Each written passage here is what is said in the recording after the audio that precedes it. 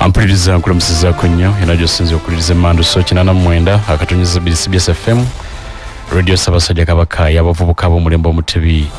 Eddakiika ziri mwenda zokka zibazukira ku ssaawa M ey'akawungeezi k'olunaku olwaleero. Puroguramu kkiriza obagaana mumanyi n'ensonga ez'enjawulo ezigenda mu maaso mu nsi n'otambula n'okumanya. Bingi bikoze amawulire okuyita mu lunaku, bangi bafunye ebizibu tubasaasidde. Abayina ebirungi bimutuuseko nammwe ne tubibalizaako Katonda yongere okubakuuma n'ebirungi ebyo. Ate abafunye ebizibu Katonda abasomose okusomozebwa okwo kumuyitamu. Tewali mbeera ya lubeerera, omuyaga gukuba ne gutuka ne gukakana, obwesigibwa mu bubeere mu Katonda. Bingi bikoze amawulire nga bwe ntandise, ebweru w'eggwanga bingi bibaddeyo. Mu lwanondo lwegaza abantu bakyatondoka nga bafa olw'enjala. Olwaleero abantu 4 batondese ne bafa. Abakafa bali mu 239 n'omusobyo nga bafudde enjala, naye ng'abaana bafudde kwabo basukka mu 100 batondoka bafa. Isirayiri yasiba obuyambi okuyingira mu Gaza. Wane waka bingi bibaddewo, abeegwanyiza entebe bwa pulezidenti bakyajjayo empapula mu bungi buweredde Dodoviko tannaba kumpa gundi esembenero zabagenda kuyingira 150 abakajje banga bayingidde abajjayo empapula okuvuganya ku ntebe bwa pulezidenti. Nolwekyo embeera ekyali awo bwetyo. Abavubuka Bankuba Zambogo Makerere University nga bakulemberwamu Sentamu omukulembeze w'abayizi mu Makerere University bakyaddeko embuga basinkanye Katikkiro n'abakubiriza nti abavubuka mukkiriza okuwabulwa muzimbibwe bulungi mu nsonga z'ebyobufuzi. N'ebirala bingi bikoze amawulire wano mu ggwanga n'ebweru waalyo. Essaawa eno esooka tugenda kwogera ku ddembe ly'abuntu era be bakulu benna mu studios bannamateeka tugenda kutunira ddembe ly'abuntu. Ate mu ssaawa ey'okubiri tugenda kwogera ku nsonga za byabusuubuzi. Ngenda kubeera ne ssentebe w'ekibiina kya Kasito Mujja Haji Issa Ssekitto. Tugenda kubeera naye, entebe yamukwasiddwa lunaku lwajjo. Kale nno tugenda kubituulamu, tugenda kubyogera. Entebe yamukwasiddwa. Nina Erika Sirye, ssentebe w'akakiiko k'eddembe ly'obuntu mu disitulikiti ya Wakiso. Tulamuseeko. Webale nnyo Lameka. Abalungi abatuuliriza, njagala kutwala omukisa guno okubeebaza okwesibira ku mmanduzo. Era naye ntwala omukisa okwebaza Ssaabasajja Kabaka okututeerawo rediyo eno eyaffe y'abavubuka ab'omulembe Omutebi, kubanga ebadde ensaale okuba nti ekulembeza ensonga z'abavubuka naddala okulaba nti abavubuka bamanya. Ffe ng'abalwanyizi b'eddembe ly'obuntu twenyumiriza nnyo mu CBS nti CBS etuwadde omumuli netusobola okuba nti tusomesa abantu eddembe lyabwe. Era CBS yebaddemu ku nsaale okulaba nti buli munnawakiso, ffe ng'abalwanira eddembe ly'obuntu mu Wakiso, buli munnawakiso amanya eddembe lye, nga emabega kaawo nga bwe mwamanya nti era Ssaabasajja Kabaka yasiima n'atuweereza Katikkiro wa Buganda. Najja n'ajaguza naffe nga tuweza emyaka 5 ng'akakiiko eddembe ly'obuntu. Era netulonkinga oba netutongoza ripooti ey'emyaka egy'etaano eyikwata ku ddembe ly'obuntu mu disitulikiti y'e Wakiso. So njagala okwebaza nnyo CBS, njagala okwebaza nnyo Bannayuganda mwenna abali ku CBS abatagijjaako. Njagala okwebaza nnyo abantu b'e Wakiso abakulembeze naddala Gavana Matia Lwanga-Bwanika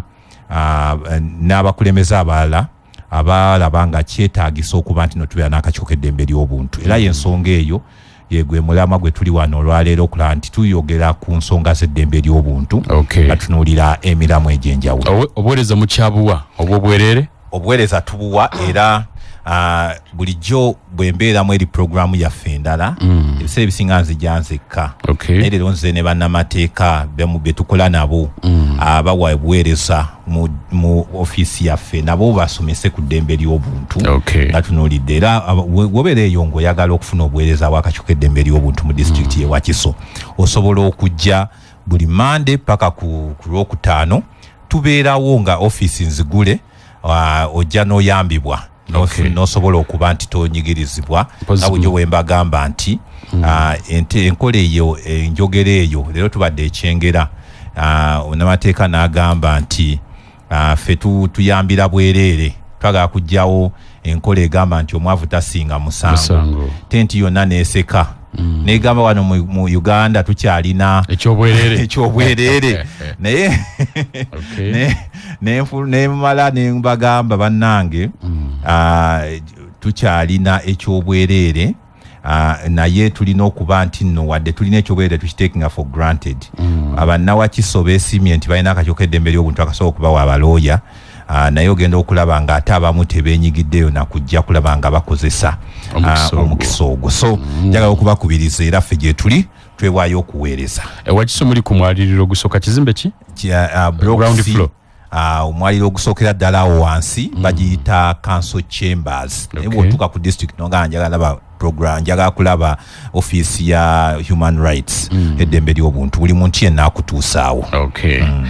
Mpuliriza nina bannamateeka wano bavubuka batonvumulo kakiiko konna abakuze mu myaka tewabateekayo yagala bano abanguwa badduka ate tebabeera corrupted bali abakuze emyaka balina ebizibu bingi ebibasika oba tebirinde mu bano bano twagala okulaba abavubuka baffe nga balina omwoyo ogwo babulungi bw'ensi ffe gwe tukulembeza so kyova olaba nti nno bo babeera flexible nkola nnungi hezo nakajugo omuzira nkima tulamuseeko. Balamusiza nnyo abatuuliriza mwenna erinnya enze Nakajugo Heizo eyeddira enkima nga bwagambye era nga ndi munnamateeka omutendeke nga nkola wamu n'ekitongole kya Wakiso District Human Rights Committee mu bino ebyokugaba zino services endala naye nga era nkola n'ekitongole kya NEFAM eya BNM Advocates nga era nayo y'abannamateeka nga bwentyo bwentambuza emirimu gyange mu kkooti oyimirira n'owoza emisango. Mbeko gwenziza nkunone ojja oyimirire obooke nange wendi nzimbe bitambula bulungi? Bitambula bulungi era mubamu okusomeza okutonotono kwe tusanga naye olw'ekisa kya Katonda byonna tubitambuza nga bwe birina okutambula. Nina omukulu akora Richard naye munnamateeka okuva mu kitongole kyekimu tulamuseeko. Sanse nnyo okubawuliriza bannange basebo ne banya abatuuliza wano ku CBS Kyabasa njagala okweyanza Ssaabasajja Kabaka okuteerawo omutimbagano guno. Amanya yenze Akora Richard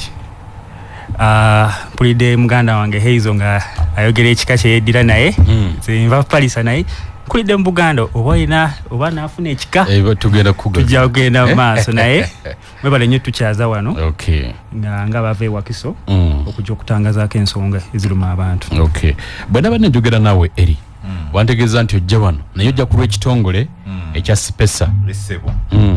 Spesa yani oyo? Spesa kyekitongole ekyewaayo okulaba nti kirwanirira eddembe ly'obuntu ng'akozesa emitimbagano oba kye tuyita ICT.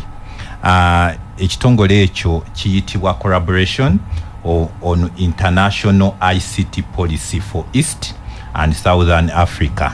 Spesa kitegeeza nti kikolagana n'emikago oba bannamikago ab'enjawulo okulaba nti batereeza amateeka agafuga ebintu oba abantu engeri gye bakolamu ebintu byabwe nga bakozesa emitimbagano oba tekinologi. Ekitongole ekyo kitunuulira emiramwa egy'enjawulo nga kikola ebintu ebyo. Kitunuulira engeri gavumenti bweteekawo amateeka agayamba okukuuma abantu ne information yaabwe oba ne data. Mukimanyi bulungi nti ebiseera ebisinga tubeera tubeereyo mu bintu bye tukola kwegamba nga kati kankuwa ekyokulabirako nga tuligestalinga national ID. Information yonna gye tuwaayo information yonna etukwatako kati kikakatako okulaba nti gavumenti ekuuma oba wabeerawo etteeka erikuuma information eyo naye nekitakomaawo buli kitongole nekigenda netutunuulira nnyo banna business nti MTN webeefunye information yange egikuuma etya Airtel wefunye information yange ejikuuma etya police ekije balina okulaba nti no bakuuma information eyo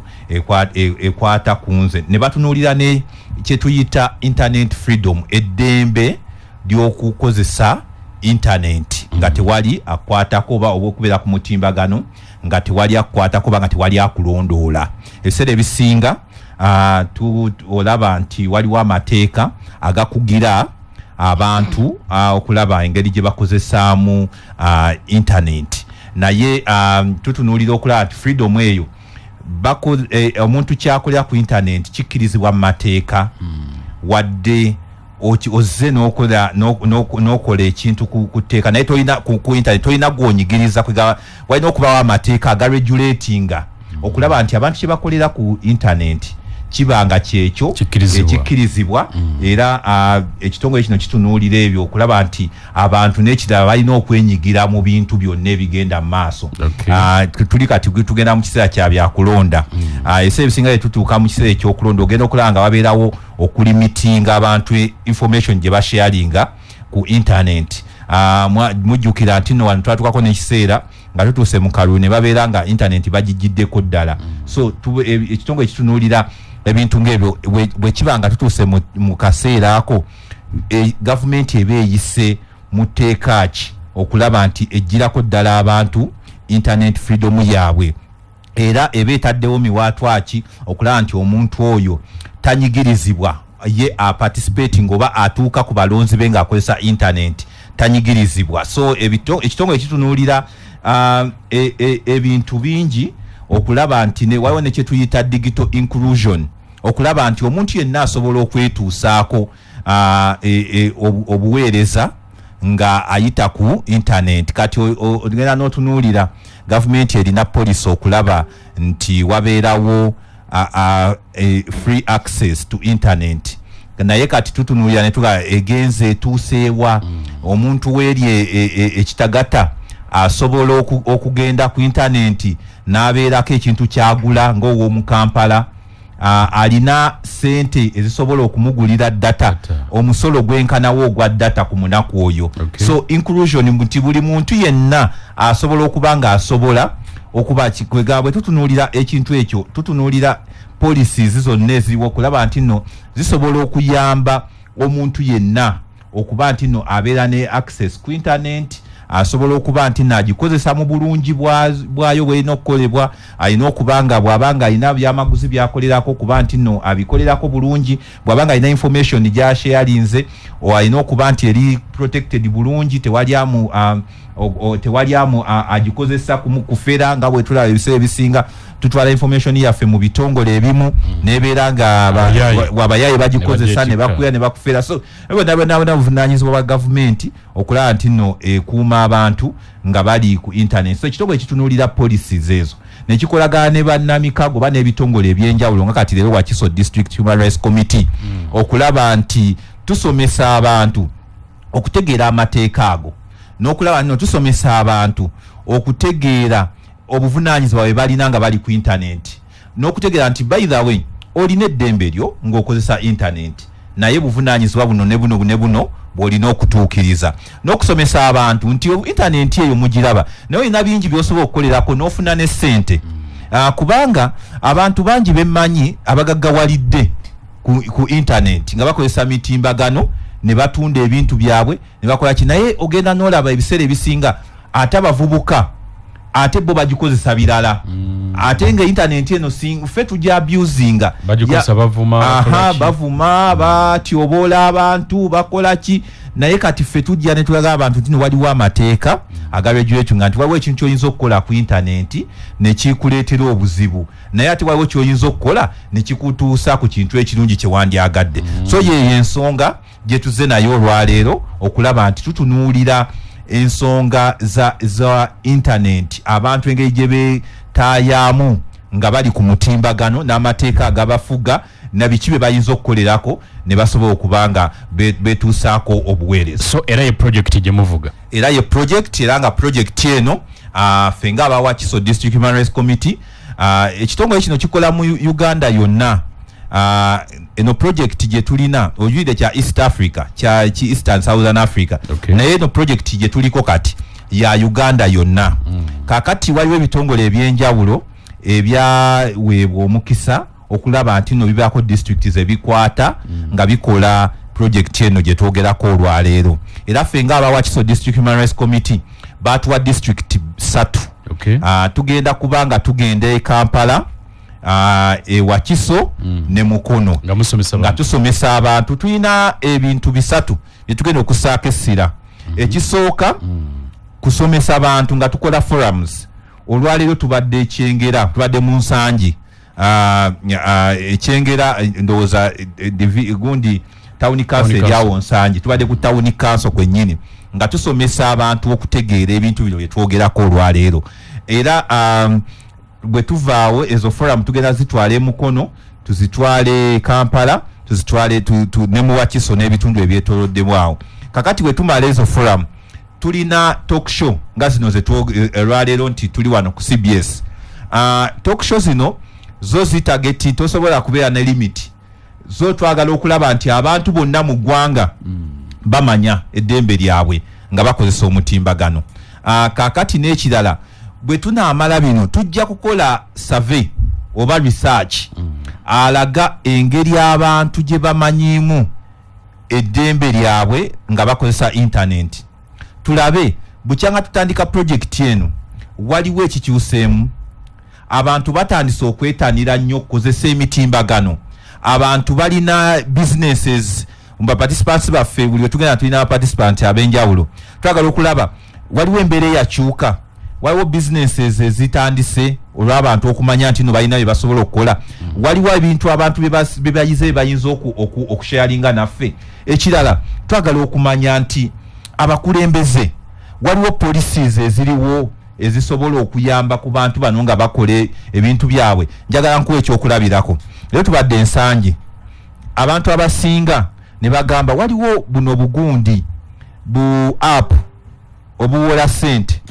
bu app obuwola sente bwe kakuwola sente no defaultinga kagenda ne kanoonya abantu bo bonna mu contact yo ne kakuba ne kababanja ne kabavuma kakola ki so kati twagala okulaba Bank of Uganda erina policy esobola okuba nti no eyamba okulaba nti information y'abantu tebeera out wait so tutunulira ebintu ng'ebyo twakati tujja mu survey tugenda kwa tutunulira amateeka agaliwo tulabe n'engeri gye tuyinza okuproposinga change nti kino ekiriwo wadde weekiri naye waliwo lakuna oba waliwo ekyetaaga okukyuka so era tufulumye report eyo tugiwa bakulembeze mu district ezo project eno yabanga ki project eno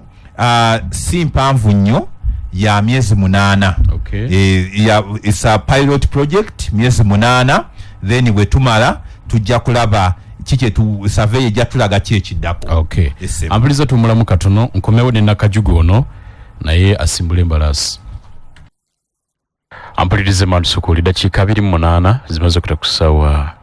am eyakawungezi ka leero ndina bannamateeka tuli ku ddembe ly'abantu naye nga tutunulidde mutimbagano bangi omutimbagano ge maduuka ku basinzira okukola ensimbi era bangi balajana njukire mabegako fenne ate nga kikyaliwo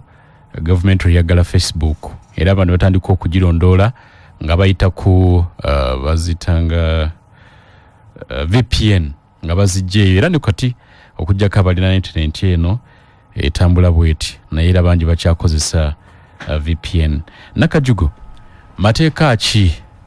agaliwo okulungamya abantu ku nsonga z'omutimbagano abamu balowooza tugenda kalamba buli omu kati yafuukamu namawulire yesebo neyanziza nnyo ekibuuzo ekyo okusookera ddala njagala okusooka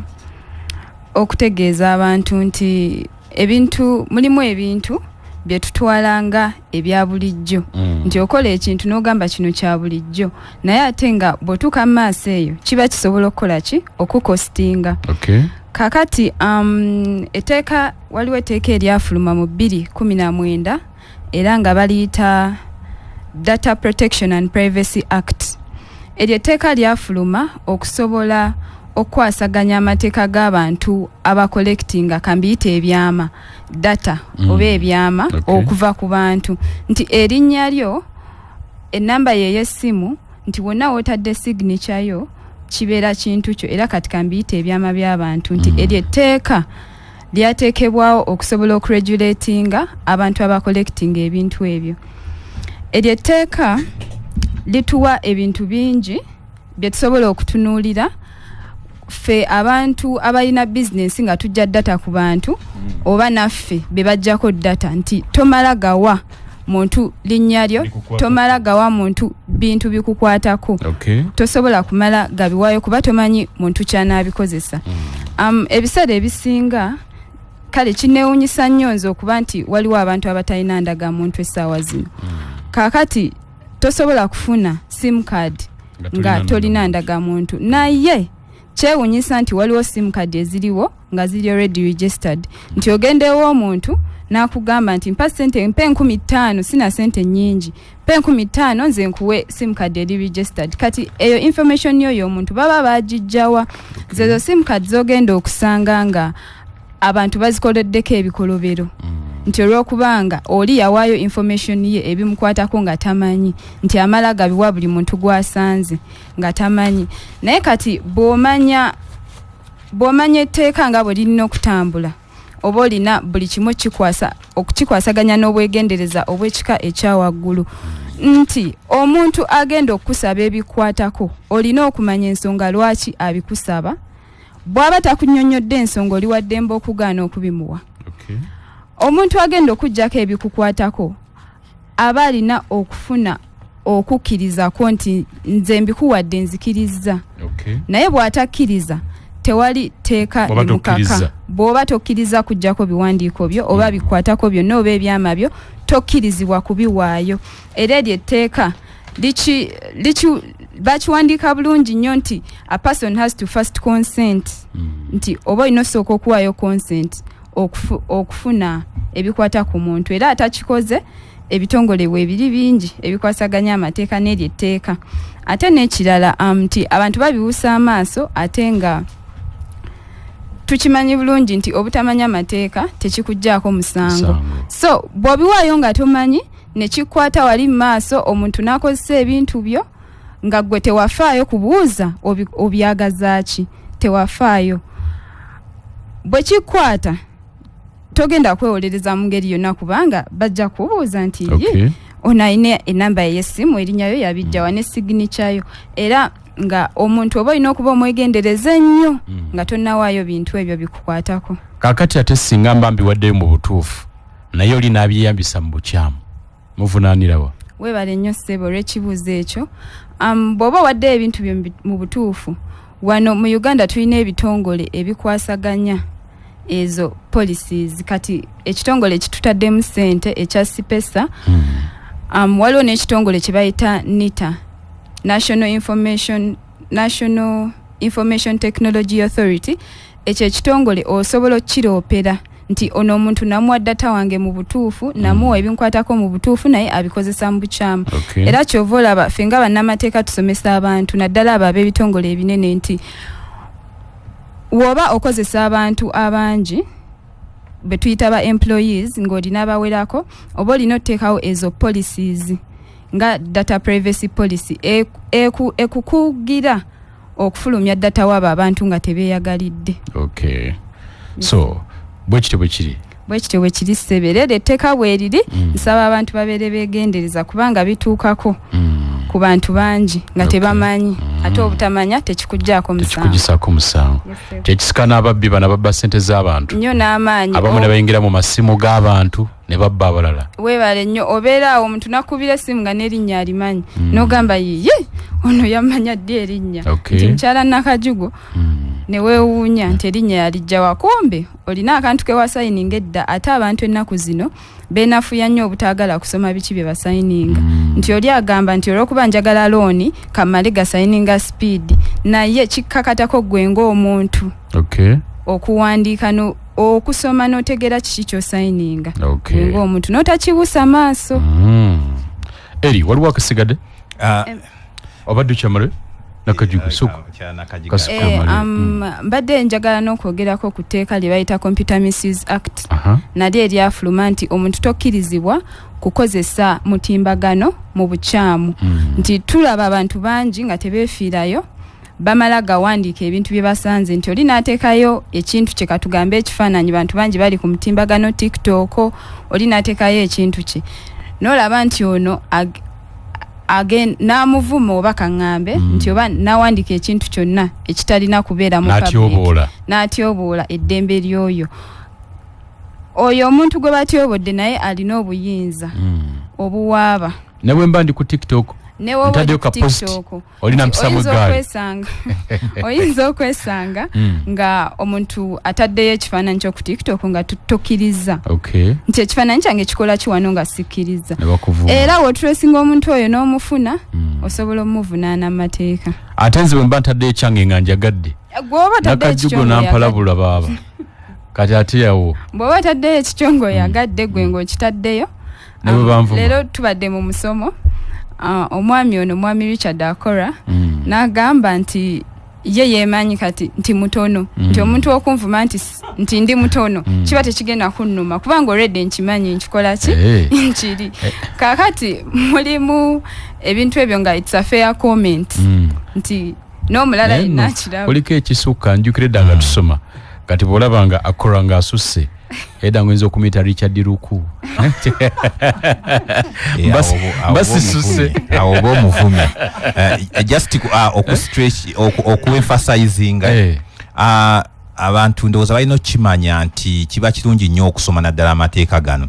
kati njaga kuemphasizinga etteeka mukyala Nakajigo lyayogeddeko erya Computer Misuse Act bw'otunuulira Computer Misuse Act erina obuwaayiro bungi nti ebiseera ebisinga ogenda okulaba nga ebintu byetusinga byetukola ku kompyuta okwo oba ku masimu gaffe bisobola okutuleetera obuzibu essaawa yonna okimanyi bulungi mwami Lameka olwaleero nzize wano olw'okuba njagala okubuulira abantu bange nti naaddeko ku radio nenkuba ekifaananyi nenkukubiramu nze nenzayo nenkiteeka ku social media naye nga tompadde lukusa ogwo guba musango nyinza okubeera wano ne njogera ekintu nga nze ndescribing omuntu engeri gye njagala naye nga ye takyagala kiri offensive ku ye timuwanvu wana nga nekibeera so kitegeeza nti mukoze eki mumazeeko eddembe lye ng'omuntu so abantu balina okusoma nnyo amateeka ago okulabira ddala nti nno gabayamba batya naddala abantu abasinga ababeera ku businesses n'ekirala waliwo emateeka kati essaawa zino ge bagezaako okuleeta nga etteeka lya copyright bw'olaba etteeka lya copyright nga bwe liri kati terikuuma nnyo bantu bakoze biyiiye byabwe naddala ku mutimbagano abantu basinga basharinga information basharinga ennyimba nga bwe baagala ne kati etteeka bwe lijja kubanga likugira omuntu yenna nga oluyimba lwonna lwosharinga oliri eyalusooka eyalukola olina okubaako percentage gyokola kijayina okufunako nga tonnaba kukola ki kulusharinga so amateeka ngaago gabeerawo okulaba nti gakuuma abantu engeri gye beeyisaamu ku mitimbagano n'engeri gye bakozesaamu information y'abantu ku mitimbagano so n'amateeka malala mangi singa ogenda nonoonyereza amateeka naddala gwe ali eyo awulira nti nno okozesa internet buli kaseera notegeera for example mukyala Nakaziga agambye waliwo company ezitukozesa MTN siva ku ezo MTN tuyinza okugenda ne ku malwaliro amalwaliro waliwo information nyingi yetuwaayo etukwatako ku bulamu bwaffe naye information eyo bagiteeka ku kompyuta waliwo databases ez'enjawulo police ekije balina okulaba nti information eyo ekisooka ekuumibwa bulungi ne watabaawo omulala muntu yenna agituukako ekirala n'abasawo abamu ekirala olina gikuuma bbanga ki kubanga n'etteeka liteekawo okukugira ebbanga ly'olina okukuumira information yange muki mu kampani yo singa nvaawo oba singa nkuwadde information yange kwata olwokuba ndi client ndi mulwadde banga ki tekaliga kati myaka si 10 wolina okuba nti no okuuma information era bw'obanga ogenda ogidestroying otya ne eri bwabanga information yesomolwa mu ngeri eyo ng'egenda kutaasa bulamu bw'omu kiba kiri kitya kubanga nzirako omulundi gumu kuliko omuntu yatunyumiza yatwalako omuntu mu ddwaliro omuntu mu ddwaliro ng'afa asaana waggwawo naye nga ekimuluma ng'omulwadde akimanyi n'omujjanjabi akimanyi naye ng'omujjanjabi omulwadde tamanyi nti omujjanjabi akimanyi naye nga omulwadde teyagala basawo bakikwateko bakitegeere kati ng'ekiyamba kwe kusomola information ne bakola tests mu bubbanga ono tamanyi okutaasa kati nawe mba nkoze musango webale nnyo ssebo mbadde nsaba nkuddemu ku kibuuzo ekyo nti mu lulimi olunnamateeka tugamba nti in every general rule there is an exception simanyi oba osobola kyenkyusiza mu Luganda nti buli tteeka eryawamu wabeerawo bye batunuulira okujjako ebyo kaakati muli netteeka mulimu exceptions ezigamba nti information eyo eyiyo eri private bw'oba wagifuula public nti nga buli omu asobola ojja accessinga munansonyiwa bino ebigambo ebimu kizibu mu Luganda buli omu ng'asobola okugifuna awo bw'osanga omuntu omulala ng'agikozesa awo aba talina musango n'ekirala nti information bw'eba yeetaagibwa nga tugambe okugeza nti waliyo omusango mu kooti nti bajja kwetaaga personal information ne oba togibawadde etteeka liba lisobola okugifuna mu ngeri yonna nga waliwo court order nti waliwo exception eyo nti baba basobola okugifuna naye kyenerabidde okukoonako nti waliwo information gye tutalina kuwaayo ffe ng'abantu nti oli ne waba agikubuuzizza toli mandated kugiwaayo okugeza political opinion yo nti kikyoyagala ku byobufuzi eyo tokkirizibwa oli waddemba okusirika si kyatteeka nti olina okuwaayo opinion yo obundi pozi ne medical records zo nti nze wemba n'obulwadde oba kikyonna sikkirizibwa buwaayo mu public bantu kubimanyi ensonga zange nze ng'omuntu okujjako nga nzikiriza okwagala kwange nga nzikiriza okukiwaayo awo kasita nkonsetinga then nga kiwedde ampuliriza njagala kujjukiza Kyaddondo CBS Posa Sacco negamba nti kola obugagga wegulira emigabo mu Kyaddondo CBS Posa Sacco oyinza okugulanga sekinomu oba nogulanga ekibiina ky'obwegassi oba nga ab'enju famire muyunge kuba musiga nsimbi ab'omulembe guno omutebi nga musasula emigabo sente zibakolere sente muzinyumire okutuusa obukadde ebisingawo aba CBS Kyaddondo Posa Sacco bakubire ku noti 75 22 53 noti oba noti 778 noti 3 noti 2 8 njagala kujjukiza nti embaga ya Desire Luzinda ne Levikson ekyayinda ekyagenda mu maaso banafa ba MTN bakugambye nti downloading yo TV app genda mu Google Play oba App Store ogiyo app eno eya yo TV osasule 10 zokka bano bakunyumiddwako okuva emisana kakati nawe tekako 10 budde buno olabe bwe bali wakati basala keeki oba bali mu kweriisa gweteekako butesi 10 zokka ofune yo TV olabe ebintu nga bwe bitambula era onyumirwe embaga nga bwe etambudde okuyita mu lunaku genda bugenzi ku simu yo funa yo TV sasula 10 onyumirwe ebintu kugamba nti sisimu kango tunula ku butonde bwe njogera bwentyo mba ntegeeza Boulevard Sands Lodge eri Kalangala hoteli eno ekondera ddala ku mazzi ku nnyanja Nalubaale era obeera mu kunyumirwa olina mukolo gwa ngeri ki gutwale eyo ove mu mikolo egy'eno ogende ku mazzi eyo mwana muwala omukubireeyo empeta musembeza abagenyi bammwe eyo abagala ogenda mu honeymoon mugende eyo ate no balira n'enteekateeka ey'enjawulo mwabakuza zi birthday genda twala omuntu wo mugende eyo mukolere birthday ku nnyanja balina MV Boulevard Speedboat mutuula mu mmeri yammwe eyo ba MV yammwe eyo ne mwolekera erizi eno muziki gukuba bumudigidira ku mazzi bumusala keeki n'ebiringa ebyo wamagga omuntu onoomukozesa ebyafaayo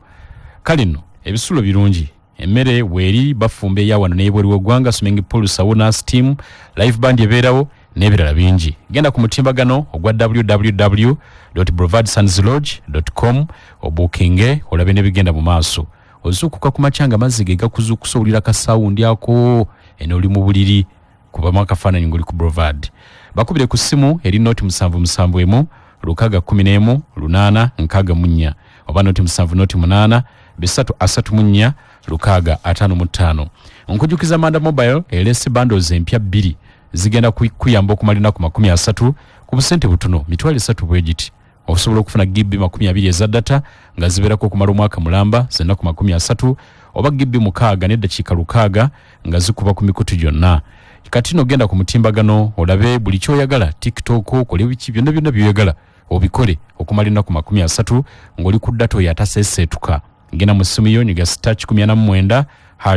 *189# ku Manda Mobile onyumirwe. Tugamba ti Manda Mobile koleza MTN eyagala obulamu bukwanguyire. Katumulemu katono nkomewo ne munnamateeka Akora Richard atubuulire tuyinza kukozesa tutya emitimbagano mu ngeri entuufu bangi gwe mulimu ge maduuka gali okwo atabala tubereyo mu kunyumirwa so agenda kutuyisa mu ebyo katukomewo. Ampuliriza Emmanuel Sukuli bwana Richard ntuse gyoli. Abantu bakozi batyo omutimbagano mu ngeri entuufu nga tebamenye mateeka. Nayanza nnyo mu kisoogo. Ng'ekintu kyonna kyonna okikola oba ng'ekintu kyonna kyonna oyogera omanya wootandikira n'omanya ne wookoma. Tubikola byonna ku mulimu, tubikola n'ewaka. Kati nga leero wano tuli mu studio ku Kyabasa program tumanyi obudde bwetandika era tumanyi obudde bwekola ki bwekoma. Era simanyi waliwo olugero mu Luganda lwe bagamba nti omuntu akyadde omulungi amanyi essaawa y'okukola ki y'okufuluma. Kakati ebiseera ebisinga ng'oli ku mutimbagano ng'oli ku internet zino zi Twitter zi WhatsApp zi Facebook. Tulabye nnyo bannaffe abali myaka gyaffe boogera ebintu ku mutimbagano ogenda okwekanga nga ali mu nkomyo. Kati twagala kumanya bw'oba oli ku mutimbagano ng'oli ku museerezo ogwo biki by'olina okwogera kubanga ebiseera ebisinga omumwa guno kya butonde kizibu nnyo. Ekigambo we kiva mu kamwa tekiddayo. Omumwa guzimba ate ne gukola ki ate ne gumenya. So oba olina okwegendereza ekigambo ky'okola ki ky'oyogera. Kati ngendako ekyokulabirako kintu kimu. Kampe ekyokulabirako ku nze. Kaŋŋambe nze Richard. Ndi munnabyabufuzi. Kalugambe ntula ku Gombolola ku Town Council oba ku municipal. Tugenda tuli na mu parliament. Mwajagona tugekuwe. Sizo neno sagala genda ye.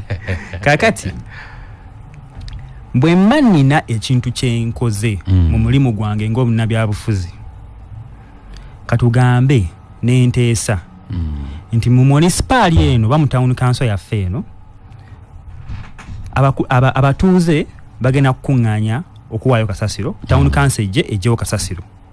Town Council bw'ejjawo kasasiro buli Town Council lw'ejja okujja tujja kujjako nusu mutwalo. Buli mutuuze mu Town Council asasulengayo nusu ki mutwalo. Onfuna. Kakati omutwalo ogwo gwenteesezza ne guyita ng'etteeka mu Town Council. Bwe guyita ng'etteeka mu Town Council nze ng'omukulembeze sifuddeeyo kugenda mu community oba mu bantu bange kubategeeza nembategeeza bannange tulina ekizibu kya kasasiro naye omutwalo gwe tulina okusasula ebimoloka bijje bimunone tusobola ogufuna tuyinza obeerawo nga waliwo abamu abatasobola kuweza ki nusu mutwalo ogwo. Kati omuntu eyemulugunya ku mukulembeze ono Richard byayogedde oba etteeka lyayisizza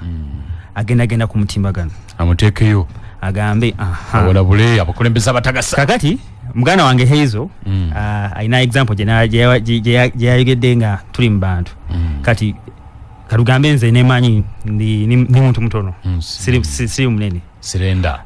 Omuntu agenda ku mutimbagano agambe akasajja akatono kalabe kaddugavu twesaba batya nti mutwalo nayo kati ogenda okwekanga nsonga naye waliwo omuntu omulala agenda ku mutimbagano agambe omukulembeze Mwami Richard twakulonda nga tukwesize nga tonnaba kuyisa polisi ya mutwalo okujja okufuna kasasiro waffe okumuyoola tusaba afazali musoke mujje mu community mulabe abantu sente ze bakola ki ze basobola yajagam okusasula sente tetuganye kogangaze mu right ashwanika ku internet ku mutimbagano naye okusasula sente tetuganye naye omutwalo ogwo abamu kufe tetukola ki tetugusobola bintu byanjawulo oli agenze nanvuma family navuma nze ng'omuntu ze nga person okay then waliwo oli ayemulugunya ku nsonga mu butuufu bwayo bintu byanjawulo ebyo bibiri kati bannaffe abamu ku mutimbagano tebamanyi kwawula tebamanyi kuba line eyo okay nti bw'oba ogenda kunenya omuntu nenya ensonga oba policies zakola ki zaleeso tolumba ye bulamu bwe tolumba family ye tolumba ndabika ye okay bintu byawukana bisibye onfuna kakati bwema nina obusungu kugwe mwami Lameka engeri gy'oweereza programu eno sigenda agenda mu kyalo kyange mu district yange y'Epaliso oba Wakiso tandika okwogerako mafukule omwami Lameka muntu mubi java wabi aleka kawalata naye njagamba mwami Lameka mu mpereza ya program wandikyusizaamu booti n'okola booti eyo kye bayita okunenya okwenjawulo okunenya okweki okwenjawulo okulungi kati abantu abamu bategere ensonga eno nti oba oli ku mutimbagano manya ngenda kwogera ki bwe mani n'ensonga gye neemulugunyako nemulugunye ku nsonga eyo wabula sirumba muntu ng'omuntu nga person nga individual kati kye kisinze okusibisa bannaffe abamu abavubuka ndowooza ennaku zino olaba abavubuka bamu boogera ebintu ku mukutu gwa intaneti bambi ne bagenda muki myonkomo kati kyokka kyembadde njagala okuyisaawo abantu baffe bategeere toyanziza ampuliriza obubaka buno bwembukuwa tufune esimu nga 23 bano mbasibule Ssentebe wa Kasito mujja Haji Isa Sekito yamaze okutuuka wano yagenda okuddamu naye nkutegeeza butegeeza Buganda Royal Institute of Business and Technical Education kake Kamengo olusoma lwatandise abamaze P7 senior finance y'omukaaga mugende mangu mwewandiise mu civil engineering babasomese electrical engineering mechanical engineering computer engineering landscape design plumbing architecture journalism accountancy business management cooperatives and microfinance, digital animation, refrigeration and air conditioning, catering and tourism, fashion and design, tailoring, nursery teaching, statistics, cosmetology, n'endala nnyingi. Essimu erinoti 7 223 223 oba noti 7 6 3 10 Pronto Forex Bureau yineze okukuwonya ennaku kati gwe n'omusuubuzi oba gwateekateeka okutambula olugendo jangu Pronto Forex Bureau bakuguza forex ku bbeeyi ennungi ate bakuwonya ebicupuli oyagala kuweereza ssente bunaayira oba osuubira okufuna ssente okuva ebweru w'eggwanga wene Pronto Forex Bureau bali wali ku Kabana Complex Sekawuku ngodda Entebbe okulira National Bank esimu erinoti 758 453 599 oba noti 772 453 599 nkujuguza ne Tabula Properties Limited bano bali mu busuubuzi bwa ttaka ate no lyabyapa ate ebyobwannannyini balina estates nyingi Gombe Wakiso Town Estate ku Hoima Road ziri $45,000 New Kikuji Kachiri Town Estate Hoima Road $16,200 Gobero Lutisi Estate kilomita kuva ku Main Road $16,000 Bukalange Estate Hoima Road mita 5 kuva ku Main Road $30,000 na Mayumba Kansanga kilomita kuva ku Main Road $7,800 Bombo Town $16,000 Gaza Busukuma kilomita 2 kuva ku Main Road $25,000 amasanzi n'amazuba 2 ebeja mu nsawoyo kibanja mpulakirizibwa gende nasana ku mastowa ofune poloti oje kwate mu bwangu esimu noti 7 noti yemo Rwenda anamubiri noti ne 3 oba noti 7 noti yemo noti 5 katufune esimu nga 23 bwe tuvaawo kutegeeza nti musawo yokubiri ndine Haji Isa Sekito Ssentebe wa Kasito mujja tugenda kumulungula ensonga za Kasiita tuzifundikire ndowoozo lwaleero tugenda kwegatta ku His Excellency Godfrey Kirumira patron wa Kasiita ensonga tugenda kuzimaliriza ezakasiita ekinyusi tugenda kukijjayo tusesetula mandusoyo wangi hello Zemugerwa makanika ya Toyota Mundeba esebo bano kuchagula nsonga mu president wa ne bibuzo ndabiri musike mukitano tano omutimbagano singo waliwo abagukozesanga bebuma babiri olumwe mutwe munene n'amaaso amanene bombi saidi ne saidi nze awuliriza bityoboole igwanga lyaffe nsobola batwala mu mbuga nembalopa polisi nempuliriza bwa kooti nempuliriza ekirala kyenfundikira nakyo singa baba bayombagana bombi nimvayo nembataasa ku mutimbagano nange ne bannumba nembawaabira mba nsobola okulamulwa obulungi nembagirako omusango nga ndademba yung'amya ate nange ne bannumbagana abayombagana mugera makanika wa Toyota mukama akunkuume tweyanziza nnyo katufuneyo omulala ndooza kale babiri bokka wangi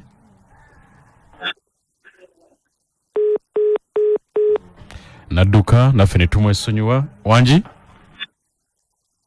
sebe wala kuweereza nawe okuliriza abakulu abali mu studio mbalamusizaako mwami Kasirye nkulamusizaako nnyo n'omutaka waffe bampita baaba nga bulijjo nze ngazi zembuuza mulimu abantu abali ku mutimbagano wabera ku mutimbagano ne bakozesa ebintu by'obuseegu abantu oyo mwami Kasirye ndanze nange baaba okukubira enduulu ndize nakiki ondanzigweyo omusango ogwo ntandika ntya alagisinda bazimunda biri nyewe wakiso CBS wangi Hello esebo nkulamusizaako Sebo esebo erinnya lyange Mpesa Bunjawuma Wabugaga Parish wa Democratic Party ate nga ni mu kibuga ky'omulodi Sanga lya Derias Lupawo kaakati nze olwaleero Honorable Muhammad Nsiriko yali aleese etteeka eri ng'agamba nti abantu mutimbagano abawemulirako abantu tulina bazadde baffe n'abalala balina bazadde baabwe naye olwaleero naffe ffennyini bannabyabufuzi ate etteeka eyo ne tulikuba ne tulirwanyisa ebitasoboka mu nsi ndala wali waffe bisoboka okay tweyanziza nnyo akadde kadduse tuyingire mu ssaawa ebbiri njagala tusiibule mwami Kasirye ndowooza ebibuuzo katubikuleka yogenda bimulungula ng'osiibula kantandikire ne Richard siibula batuwuliriza akora nga sinasiibula mwami Elame bali njagala kuddamu ekibuuzo omwami okyasembye okubuuza kale mufunze nga kyenawadde ekyokulabirako okwekumba ku mutimbagano manya wootandikira manya ne wookoma bw'aba alina omuntu gw'agenda okunenya anenye bigambo by'omuntu oyo ku nsonga zaakoze kizayogedde oba zaateesezaako wabula tanenya muntu sekinoomu oba muntu ndabikayo banagundi kasita otegera ekyo tewali asobola kukwatako ne bakutwala mu mbuga z'amateeka kasita gwe tolumba muntu n'olumba bigambo byayogedde oba byafulumiza kale nkusiibudde akora mbasiibula nnyo mwebale nnyo kikyaza wano mwami Lameka Ssaabasajja Kabaka wange amina mukyala mundabe kale so nakajugo ezo siibula batuwuliriza mwebale nnyo okutuwuliriza n'abakubya amasimu mwebale nnyo kyembadde ngenda okuddamu mwami Akora akizzeemu bulungi nga bwe mbadde nkirowooza mwebale okuwuliriza era temujjanga okwo tumira tata wange mwami Bisasa Oluyimbazi baganda bange Rose mwenna mbatumidde mukama abakuumi kirala kankireke Kasirye webale nnyo mukulu Lameka so abantu baba nkutumiddeko era njagala okugamba nti baba omanyi oyo baba amanye ebintu ebyo era amanyi nti akakiiko k'eddembe ly'obuntu weekali bwefuna obuzibu bwonna bwe bujjangu kakiiko k'eddembe ly'obuntu ewatiso tujja kubanga tusobola okukwasaganya gaba namba yo ya simu enamba yo simu gyoba ogaba kute essimu yaffe eri 0700 42 9 27 gidem 0700 42 9 27 tukubira mu biseera ebyokukola tusobola okuba nga tukwatagana naye ne office zaffe uzibanzigule ku district kwennyini ewa Kiso osobola okujjawo n'obuuza akakyokedde ebberi obuntu n'oyambibwa kutadde ampuliriza program bwetu betambudde kankumewo ne Haji Issa Sekito ssentebe wa Kasiita tulambulula ensonga tusese tulamanduseyo ensonga za Kasiita nzito ampuliriza nga bwe kutegeezeza okuva ku ntandikwa ya programu eno ti musawe ey'okubiri nina Haji Issa Sekito muzzukulu wa Kasujja muzirangeye tugenda kwogera ku nsonga za byabusuubuzi ate ssentebe w'ekibiina kya Kasiita omujja tulamuseeko. Abawuliriza abalungi abaddu n'abazaana ba Katonda mbalamusizza bannange mwebale gye mukola erinnya lyeryo Sekito Issa kati ate bali banga nti title nene bwetekyuka kati gwe mwogezi wa Kasiita it's part of you mama wange nabisubi tebagalika Christina Joyce jali tanafa niya alwalirira olusi waliwo lwabanga avaako naye naddako naye bwe nagendayo ku luno ne mugamba maama naye maama ontegedde n'atunula n'aseka bw'ati n'agane maama nze simanyi Kasiita n'erinnya erya Sekito libula talimanyi erya Kasiita yatwala n'agamba kuba bwakula ku TV ga Kasiita namulengeddeko awo ku TV kati nga naye lyamanyi n'olwekyo ekyo kikulu nnyo ate bw'ovaawo Kasiita yansindika waggulu eyo n'entwala mu Private Sector Foundation Uganda nze director wa PSFU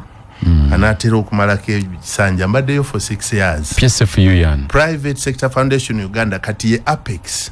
entikko y'abaneekolera gyange bonna mabanka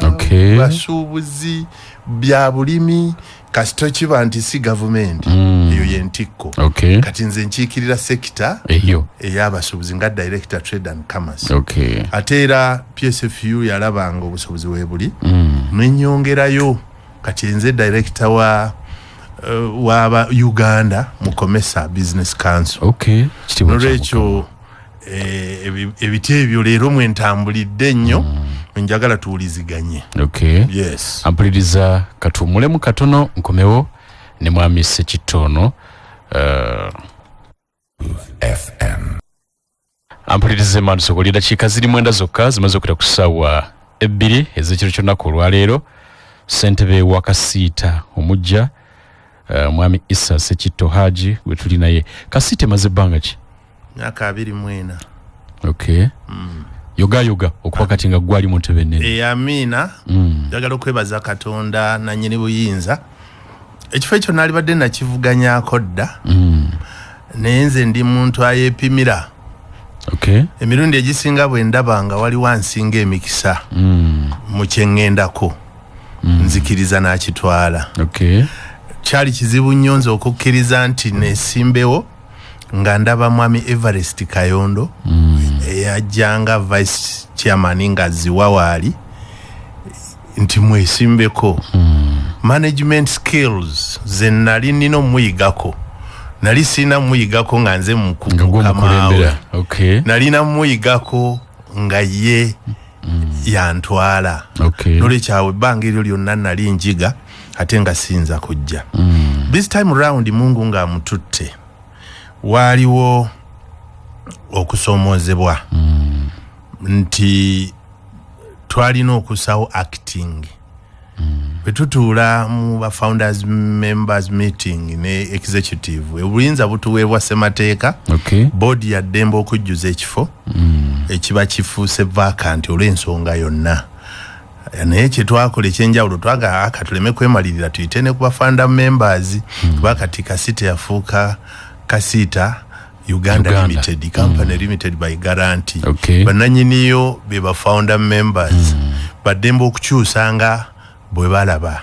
kakati bwe nagenda okulanga tulimu basatu nze Dr. Keno ne Timothy Baguma akalulu gye kaali kagenda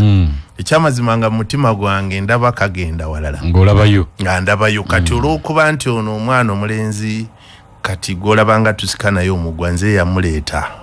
Dr. Thaddeus kuba yankyazanga wamu ku radio yali akolera nembeera naye ate nga bakalema baganda be bali Richard Kato Muwanga bakasozi tukuzi be bandeze okuyiga obusuubuzi nendowooza nti qualities ze balina zaalina kakati nawanika omukono mu lukiiko nenga nti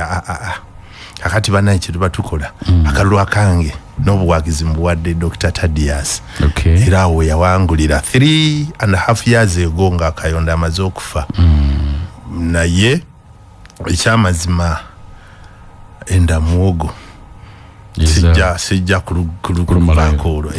enda muwogo naligeze n'olugero lulala naye bajja kulowooza nti olinnye kankome ku olwo kati ebize bitambula waliwo bye twali tutetegereza nga gwe tulonze mugezi mulungi naye waabwe ali so political wabyabufuzi nga alina ambition nnene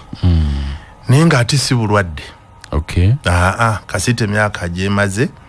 abantu babadde bavaamu ne bagenda waliwo omwami bamuyitanga Kalulu David yali organizing secretary n'agenda Isimbawe ye Busoga naye bwe yasoma ebiwandiiko nagani nze sijja kukola ki yalekulira wabula weeks nga 3 n'agenda byobufuzi kubanga Ssemateeka wa Kasita kaaba omupya gwe tubadde tugezaako okutereza atannaggwa kabeera omukadde yali agiyita Kampala City Traders Association kabeere yagifuula Kasita Uganda ng'ekyusiza status yonna article number 28 tekyukanga egamba ki article number 28 egamba nti ekibiina kino kijja kubanga n'obuyinza okukola regulations ne nzirukanya y'ekibiina ebeerabiddwa nti yesaanidde kati yennyingo gye twasimbula kuba institution zizonna kabeere ku PSFU kebeere mu komesa gye tuli so institution si yeefuga wabaawo ate amateeka nga gye bayita board manual executive manuals administrative manuals zezikutuusa mu layini ga nti gusebo bwobanga otambula toliira mu kkubo ekyo toyinza kukissa mu ssemateeka bwobanga ogenda ku mukolo tuli ba culture yambala ekkanzu kyali badde kirungi oyambala ekkanzu papa byakulabirako akali Kasita yagamba nti tukole executive manual efuga ba board members neeyisa zaabwe era ne tugikola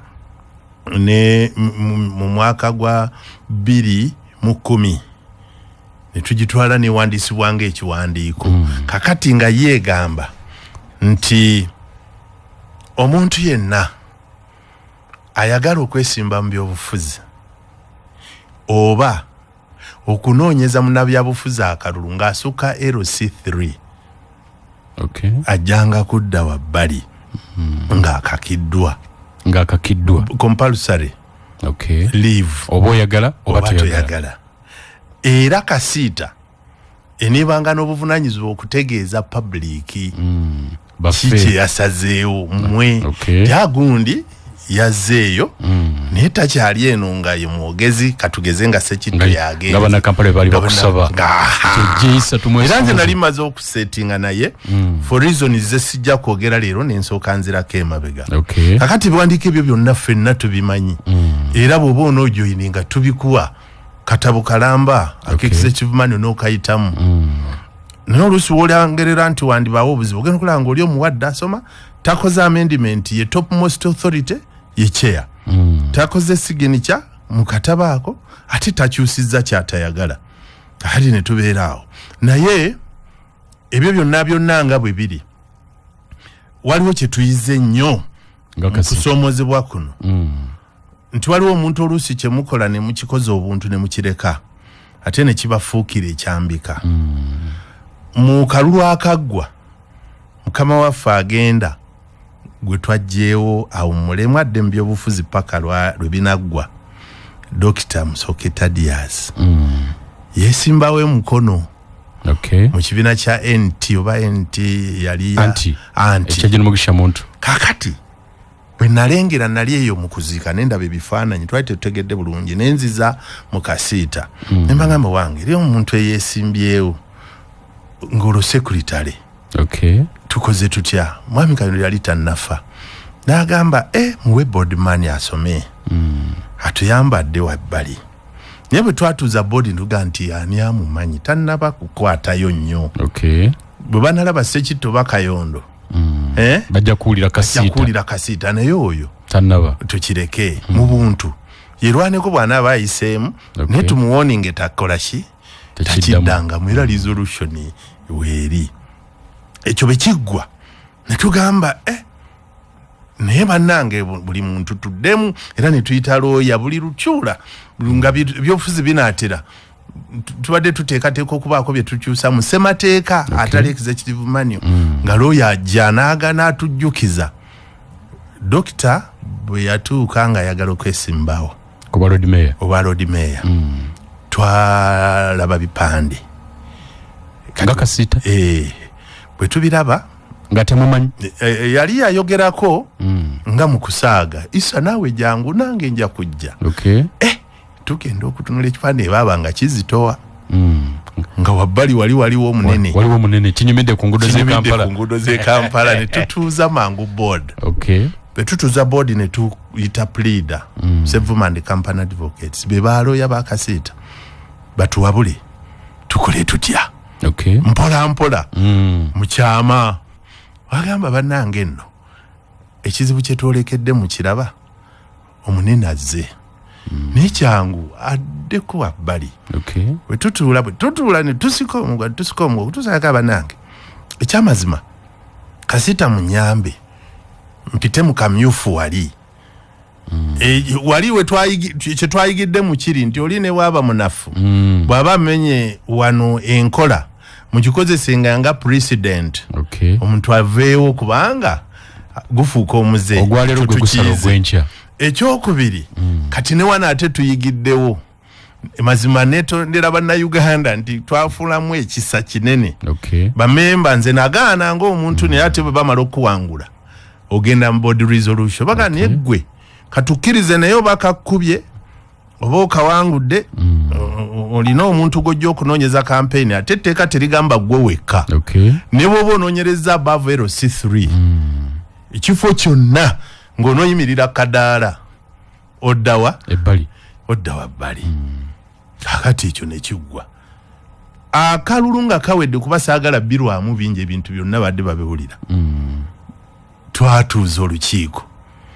CBS eno yemu ku byajjayo amaloboozi amangi ennyo ng'omukulu alumba banne bwe babadde gunanzibye nja kulwana ntaddeyo petition kati netugaanayo ayo ebyobufuzi ng'ate bwe byawedde akamyufu nga kaganye tekazze nga bwe wali osuubira ng'okyalemeddeyo nti nze nina eddembe kakati nga tugamba secretary general acting Timothy nti omanyi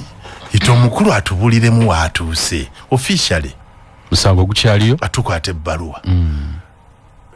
ekitujja enviri ku mutwe bannayuganda njagala bakiwulire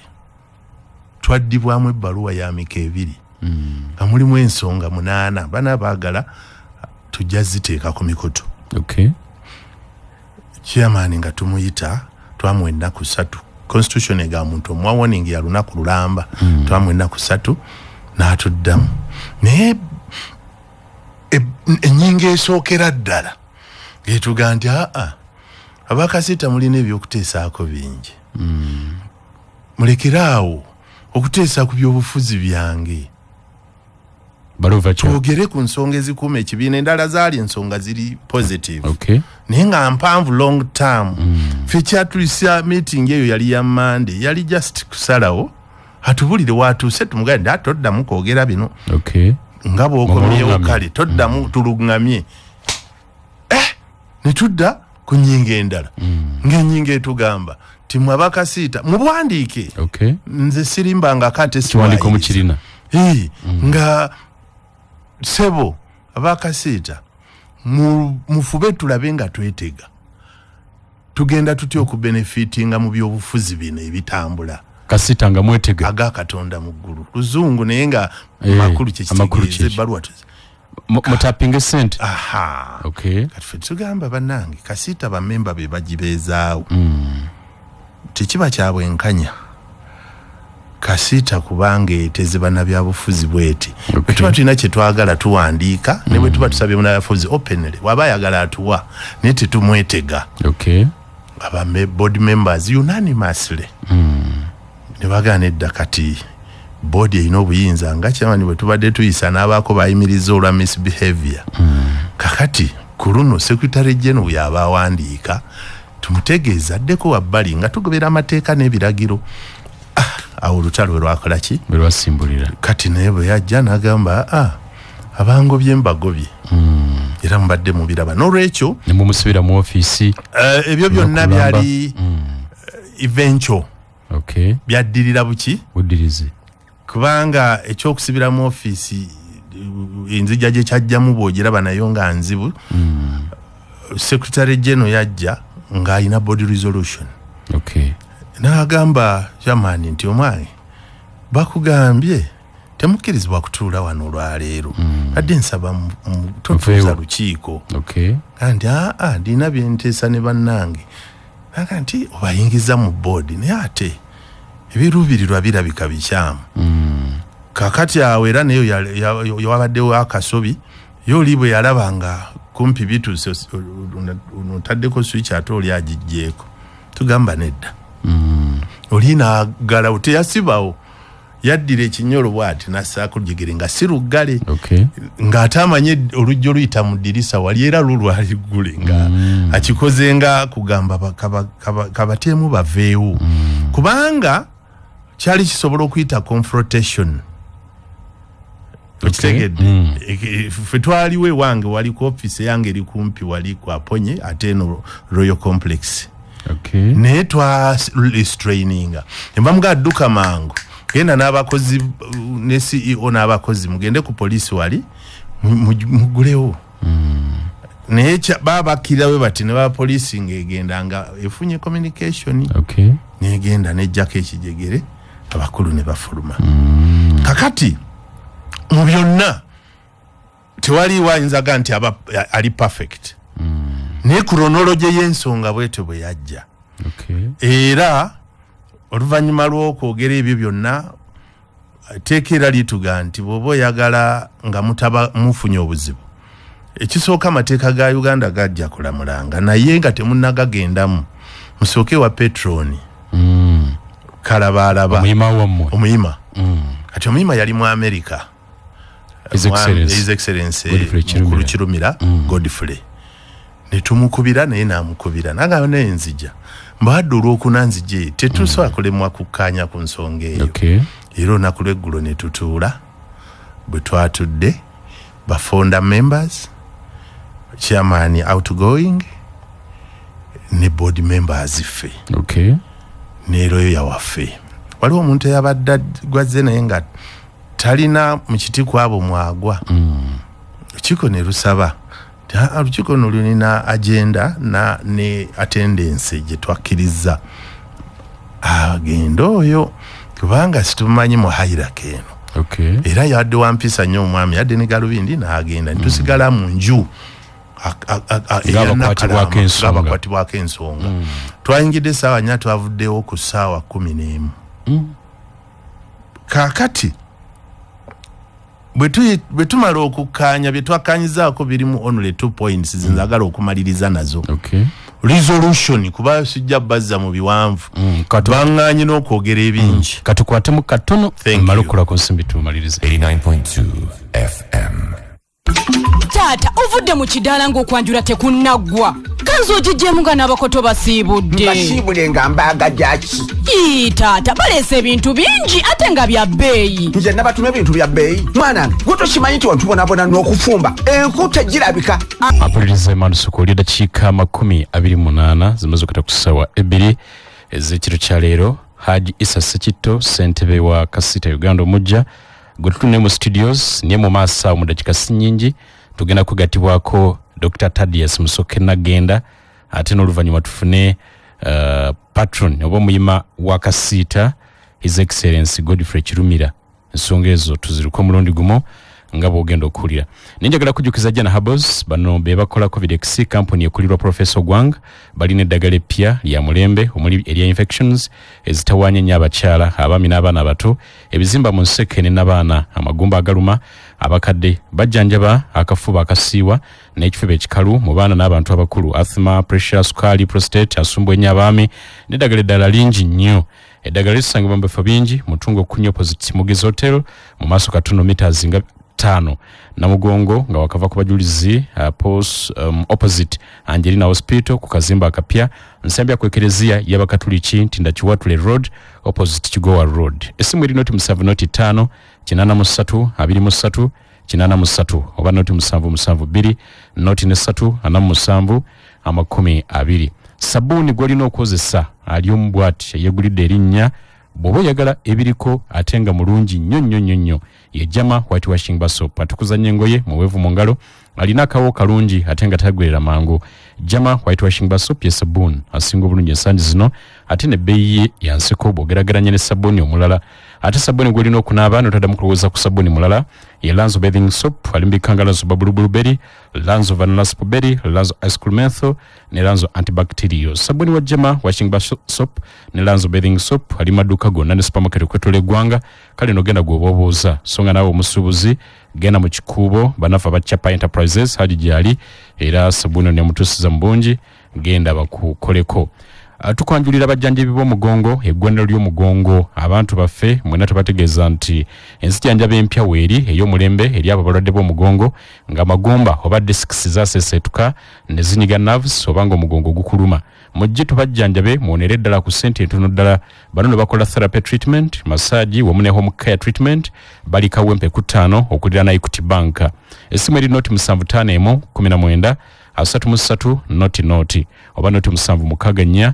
8 35. Haji Issa Sekito abantu tuga nti ensonga 2 ezasaliddwawo. Ensonga esooka nkugaye twateesereza almost 8 hours. Ensonga yadde sensitive ng'omukulu naye alina ensonga ddala z'amaanyi era tumwebaza. Naye ensonga esooka yagambye nti Dr. Musoke Thaddeus abadde chairman wa Kasiita yasabye agende mu leave okutuusanga ebyobufuzi biwedde 26. Yo resolution number 1 era board nekkiriza. Ekyokubiri nti mukulu Issa Sekitto kamwe kwogera atutambuze nga acting chairman okutuusa ne jono meeting lwerisalawo kyekiddaku ejja kutuula olw'ensonga nti ffe tusalawo ddi lweneetuula tetujja kugirwisa. No way. Twagala ekintu kitambule mu ngeri esinga okwesa ekitiibwa. Ekyo bwe kyawedde ne tudraftinga document ya draftinze ye CEO Mwami Abe Mwesigye ffenna tuteekako emikono naye Dr. Thaddeus. Ffenna ne tusaako emikono era ebyo bye baŋŋambye okwogera naye ekisinga okunnuma kyuka nkyogere. Nze ku bantu abasinga abangi mu basuubuzi manyi Muzeeyi Museveni n'ebyobufuzi bye okusinga ku balala bwe bakirowooza kuba nali kadogo. N'olwekyo mbeera wa kadogo Muzeeyi simulabidde wano mu busuubuzi bwokka. Kyabulabe abantu abagezaako okusiga enzira ekibiina nti tulwanyisa omuntu kubanga wa NRM. Ensonga twagikatiriza nnyo era nyaga neyambisa eddoboozi eddene nnyo erya CBS. Kasiita erimu abantu bonna mu executive singa mbabuulira abantu abalina subscriptions zaabwe mu NRM ojja kwekanga nga aba NRM be basingamu obungi. Naye olw'okuba ekibiina ekyakyetwegassisaayo tebyali bya bufuzi ekkooti y'ebyobufuzi tugirekawa ku mulyango. Kati bw'oba ofulumye gyambale naye ate era ne bw'onooba ogyambadde bw'oba osukka okwesimba oba okukubira kampeyini ekifo eky'Erosi 3 gendera ddala olidda ng'ebyobufuzi bikoze eki. N'olwekyo oli okugamba okutukurashingisa ne gavumenti tulaba nzize abantu bonna bannwanyisa kubanga nalaga nti mpagira President Museveni. No, Oisiba president tebakutomeza. Wali kadogo. Mulutalo. Muzeyi tebakutomeza. Ekituufu kiri nti oli yayimirirawo nga avudde mateeka agakkiriziganyizibwako nti olina kudda waki n'ogenda mu byobufuzi freely teriyo na kusika mugwa tewali baddewo n'olwekyo ekyo njagadde nkitangaaze nnyo kubanga kiruma ba NRM okuloza nti Kasita tulina mbavu yenkanawo okweteeka mu gavumenti eriko eyo teriiwo naye oluusi omuntu bw'abulwa atenze n'akalulu nkatya nnyo. In fact ensonga kati ezidiridde ku kino y'ensonga lwaki nkatya nnyo. Ekirungi okukeetegekera. Nze nina omwana owa Nankunda Muwanga Shakibu Kanyike Kitto. Omwana oyo baamumpanga Nankunda Muwanga afudde. Ne muwerera n'asoma n'afuuka omusawo dokita. Ne musindika atandike kuba yali agalanye ebyobufuzi nga kitaawe. Ne mukwasa Martin Oskati mu programu zaffe zibeereyo omwana oyo waffe huyo Nankunda mubaddiza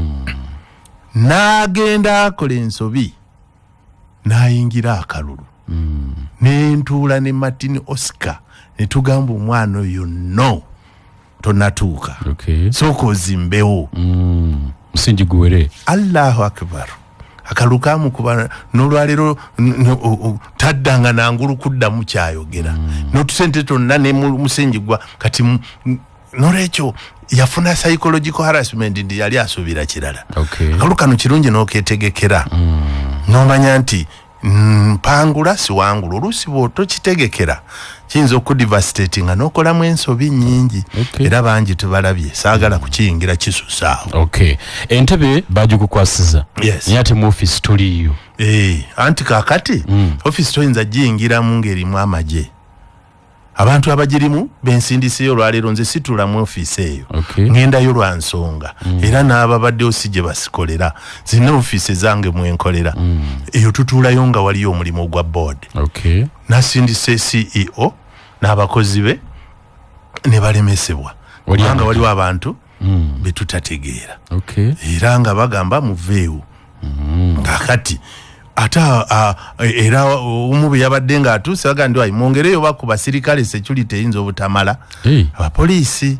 banga nebyera omukulu yabadde gye twabadde yazze ne poliisi which is okay oba ogenze mu kalulu ssebo ng'oyagala bwa road mayor ng'oli wa NRM oba olina okuba protected naddala bwe wabaawo oluusi okukola ki okusikamuko ku mugwa naye mbadde nze ate siyinza kulumba lutalo kuba kakati ekiba kiddako oba ogamba kwata vaayo twakugobye tetwagobye muntu ye yasabye na resigninga peacefully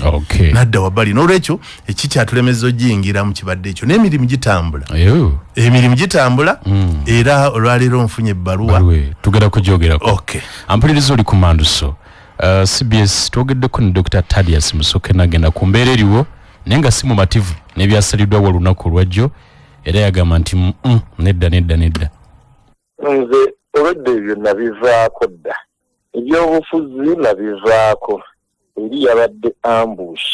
bali bateese olukiiko lwabwe nga beetegese bulungi kola justification mwami Kirumira musajja wattu tabaddeewo yasanze abantu abateeseteese nze gwe nagenze naye omu ne bamugoba okimanyi bulungi oli olukiiko lwerwanjeekera ne lumpamba kati wabadde osuubira ki era nze bwe navuddeyo nenzijja nenkubira engamba ab'olukiiko ati sisobola kusalawo nzekka wedde olukiiko twalutongoza ne baŋŋamba ne mbagamba nti bannange ebintu byabaddewo ebiki ne bwebiti ne baŋŋamba siyamaani beerako sirias gwe obuyinza obulinawo obutusalirawo owulidde kubanga ekituufu kiri nti extraordinary meeting byeyateesaawo olukiiko olwo si byange byapumba ngoberera constitution y'akasiika yatuulaawo kati baŋŋambye nti ssebo golowooza tulekayo obudde bwaffe ne tukola bitumala budde nagamba nti mwateesezza ne ssentebe kirungi mwami Bagale tumuwe ekitiibwa ki tumuwandiikire tumusabe tumusinkaneko naffe bwe tumala ekyo nga twogerezeganyizza tufuneyo olunaku ebiwayi bibeere bibiri ebibali bibeere ebibiri tusinkane twogere n'omuntu bw'ogenze naye bamufulumiza kati gwe osobola okufunawo ddala justice liivu gye baŋŋamba okugendamu sirinze mu byabufuzi tewali kifo kye neesimbyeko gweomanyi ekifo kyakye neesimbyeko kakyo kira nti badde banzanya politics bwe kiba nga oli hijacking oliwo wekka which means okakibwa n'okukola ekintu ky'oba toyagala ku mutima era ne bawanise nagaanye okuwanika nze CEO neziwa nagaanye okuwanika tojjukira ne CEO kati musajja wattu atya okusalawo sayidi ki owulidde kubanga bali bakama be ekirala nti singa nvaawo bajja okumucunya aba atya okusalawo musajja wattu sembeera bwetyo bweba bwete abadde tufiika ennyo ofisi nzaazirimu kaakati newe mba ndi waakuwayo ofisi tufuna olunaku ne tuteeseganya neyandiika ma ofisi kaakati ne renti nkozesa ssente zange expenses zonna ezibeerawo wano kati balongoosa abakoleki nkozesa ssente zange which means tuba tulina okutuula ne tumanya nti bwemba ndi wakwaninga office how am I going to be refunded ensonga eyokubiri essaawa zino nkyali mu office nze bwe navudde eri ne ntegeeza olukiiko lwange ne lukola resolution bwekyo titusisinkane mwami Kirumira kuba tulina okumuwa ekitiibwa yavuddeyo n'atuwa obudde mwami Kirumira munnange ngeri gy'atabadde osobola kumusalirawo sisobola kumusalirawo naye kikyanasalawo. Dr. Thaddeus Musuke Nagenda engeri ensonga gye ziwunzikidde ewa Ambassador Godfrey Kirumira omuyima w'ekibiina kya Kasiita tumunoonyeza era ne twogerako naye kubanga ne Dr. Thaddeus agambye nti kyasalawo kye tutambula nakyo. His Excellency Godfrey Kirumira bino bye bigambo bye. Lenga goloze ade hijack cha signing babi yayaze meeting bamusitude busituzi bamukutte matayi kati go bayijakiza atambula ne bescoti be basi bamuyambe nga bamuwa mu meeting teziwera mpuli atambula ku kkubo meeting ziweramu abantu abatuufu abayo ye kyakola kimanyi musajja asoma ati sikituufu nti yabadde acting era yagenda mu politics nakkiriza yennyini nti nageze mu politics kampumule era nze kyensobola okuddamu nti nkimanyi alimu mu bukyamu chairman ye Sekitto simple as that ye yennyini akimanyi kyakola nti kiriyo abantu abagamba mbu gavumenti yamuganya okuva mu office Kasiita si ya gavumenti Kasiita wayiriza gavumenti ekola ebyo gavumenti y'abantu bavunaanyizibwa oba yagenze mu bya politics n'alaba nga bimutabudde omutwe alina okusalawo ekimu bw'aba wavuddewo ne Sekitto yamwesimbako luli ono ne tulondo ono Sekitto teyalwanira office today Sekitto yagenze mu office ate yagiremedde mu kyakoze si kituufu alina kuva mu office era yakimanyi nti kyakoze it's not the right procedure bw'oba wavuddemu ate tosobola nti noze boodi empya si alonda boodi ebaddewo boodi yatudde naye nyini nakkiriza bulungi n'alekulira n'asayininga fenna nga bwe twabadde kati gwe Thaddeus omulamusiro okumuwamba n'atambula ne besikooti kati ye bw'aba yazzeyo n'alowooza akole ebyo ebyekito tebigenda kumumazaako talina kubeera mu office yo kimanyi talina okuvaamu office chairman amanyiddwa ye Sekitto yaliwo kati ye yakoze ye n'awumula ali mu politics era kyakola yenoona linnya lye mugambe musajja muto muvubuka mukwano gwange tayenoona linnya abeere principal. Mudakiika emu kigambo kikyoyina ku nsonga ekyo sina kyenkyongerako ngamba bugambe nti with all due honor and respect fenna tuli ba nnyumba emu tuse ekitiibwa mu byasalibwawo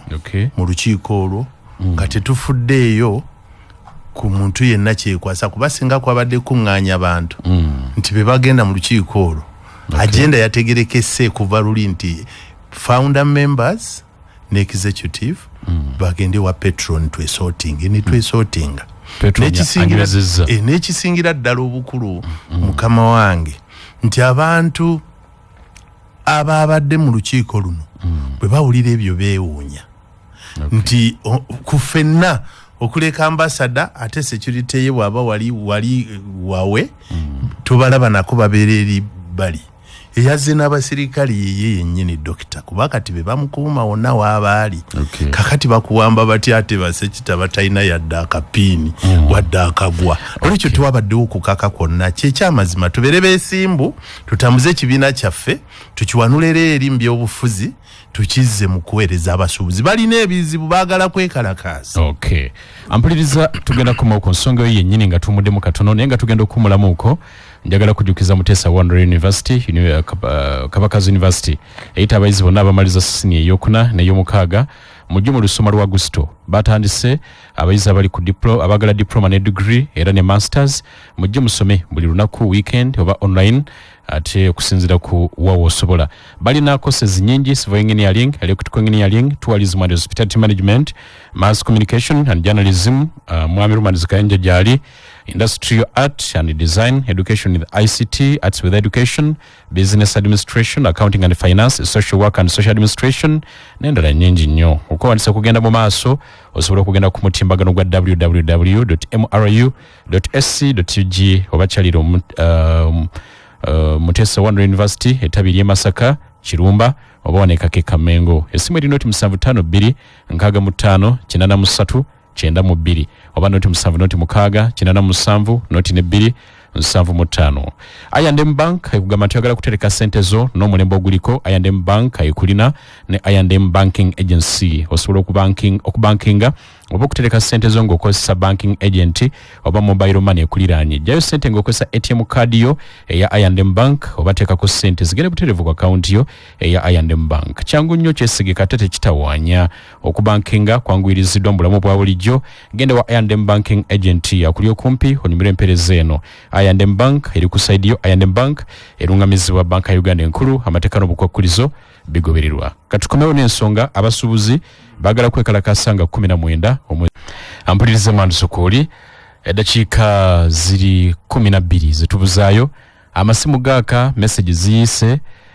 Hadisa nsaba mu ddakiika ntono tumbe ensonga y'okwekalakasa abasuubuzi bagala kwekalakasa ensonga eno naye ate badde eyagala okuyingirira entegeka ekyamazima abantu balina ebizibu era ababukulembeze obupya obwaza akedi kuba buli akedi yalonze leadership naddala mu side eno ab'engoye n'abalala abalinaanyaawo waliwo ekizibu eky'amaanyi ate kirudde ensonga ezaagala okubeekalakaasisa ziwerako era bampita nzirambulule bulungi kuba oluusi nina eddoboozi eriwulikika era kyennakola mu lukiiko lwatulamu ne bwe batuuka okusalawo nanga ni Mwami Sekitto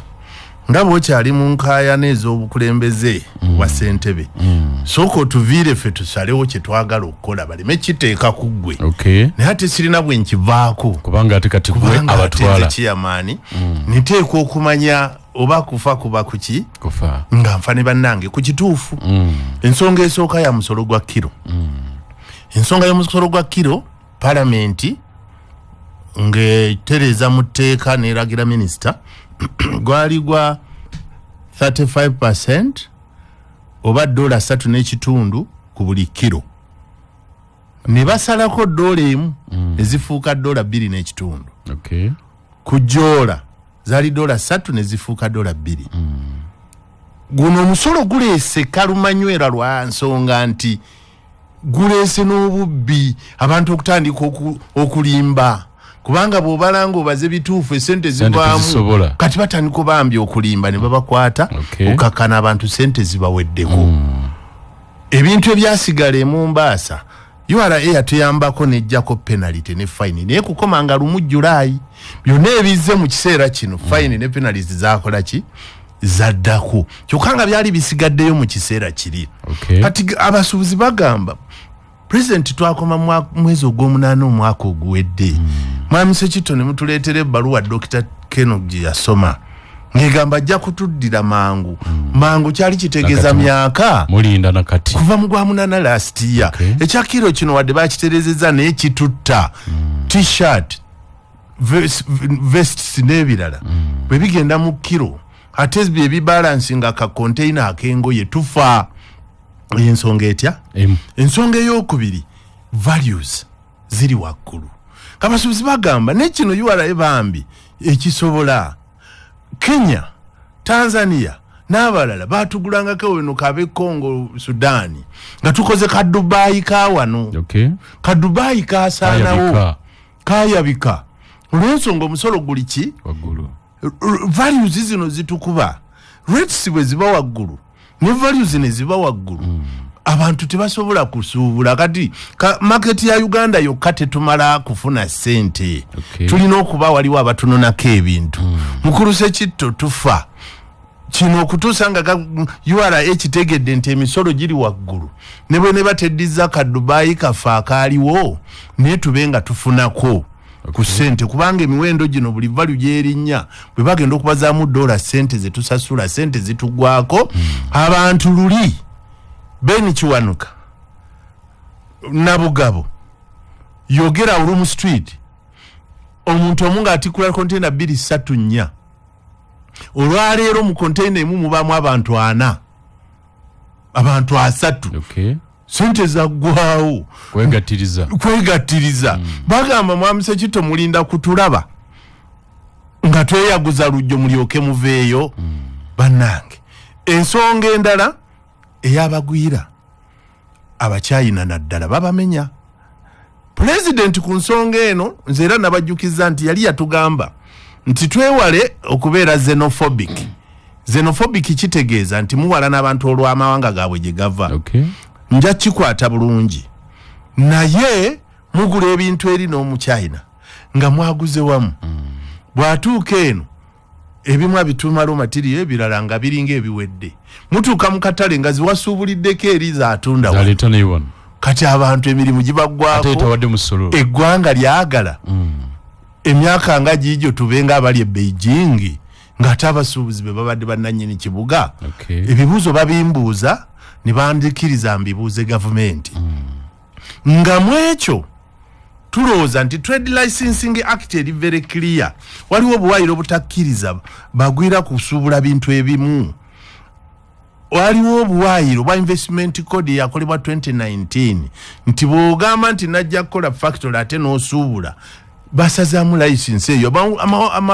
amateeka mangi ne muzeeyi nagamugamba nga tuli mu State House wonna we tusinkana ti muzeeyi waliwo amateeka naye bano baganya ogassa mu nkola ba Trade Licensing Act ya Ministry of Trade ate ne ya Internal Affairs Migrations Act jeri abantu bano babawe guidelines tusubalagane nabo tetubagoba naye nga balina kye bakola naddala okubifulumya eri mu factory ate badde mebirejesa kumpi na bitambula nju ku nju kuba kati kye bakola ensonga endala delays abasuubuzi bafiira mu bondi ennaku zino okuva gurupe gikago lwe baga nti container leader baveewo gwe waleese ebintu n'osasula nze nkweringa value kubanga gye bampadde ennene oba ensonga yonna nina ke nalimbye bankutte tojja kuvaawo nga tetunnata container yonna abantu sente zibagwirako awo nga dire zibatta ate size ekyo kyokka ne UNBS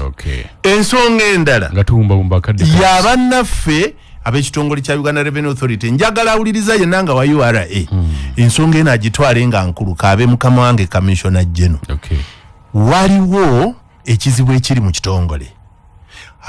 abaofisa tebakyasalawo waliwo okugoba okw'amaanyi waliwo okutya okw'amaanyi nga tekyali ayagala kwemalirira mu kitongole ova ku officer nodda ku manager nodda ku supervisor nga hierarchy bwe zitambula buli omu asindikira munne apiiru ziringa apiiru woowulira tekikolera genda okola apiiru ekitiisa sikuta ku miliyoni 15 ne bagamba wali sasudde 2 nefuuka investigation ne bangoba twagala kusaba Uganda Revenue Authority eseewo some level of trust nga bukyali bwabaawo abakoze bikyamu badde wabbali bateekewo abantu abakola ebituufu naye nga basalawo omukulu kati okuta abantu batugamba kontena tekyavaayo n'ensonga endala nyingi obatadde bekalakase 19 ansinza abata abantu bagenda bagamba nti era oli yankozeko accusation nti nkuma mu bantu omuliro okwekalakaasa in fact bo be bankumamu omuliro okwekalakaasa nze neŋŋaana naye ku mulundi guno gwonna obula ne woogaanira omuntu kubanga otuuka ku dduuka lye n'akulaga nga kkalu emaali yagireeta gyeri eremeddeyo olw'omusolo olwa UNBS olwa dire n'obuuza kyokkola kye naye nga kasiita enkyasula mukaaga era ngenda kutuuza boodi sirina kyakkola tugere okukwataganyiza wamu kubanga kati sinda kuyimirira no kugaa nti mbayimiriza nga sinze nabalagidde ontegedde bulungi kyokka nga ate nga chairman nina okutwala obuvunaanyizibwa okufuba okubeegattako nti ne baba basazeewo kikolera ddala bakikole mu ngeri y'emirembe etagenda kuleetera ggwanga bunkenke ffe bwe tuba abeekalakaasa nga kasiita ekirimu kuba ebbaluwa ezisinga zendabye baafulumizza engeri gye wabaddewo akavuyo ziriko kasiita kakati n'agamba ntya nti siffe ng'ate kasiita efulumizza eki naye tufuna ebbaluwa ekiwandiiko kino kivudde ministry y'ebyobusuubuzi kikusanzibwa wano bategeddeko nti ngenda kujja wano kiriko nnaku z'omwezi nga 15 kiwandiikibwa nze mwennyini chairperson wa Kampala State Traders Association atwogera ku petition eyaweebwa ye nga minister wa trade owekitiibwa Honorable David Bahati atusabye nti ministry yafunye petition ng'ennaku z'omwezi 5 era twagifuna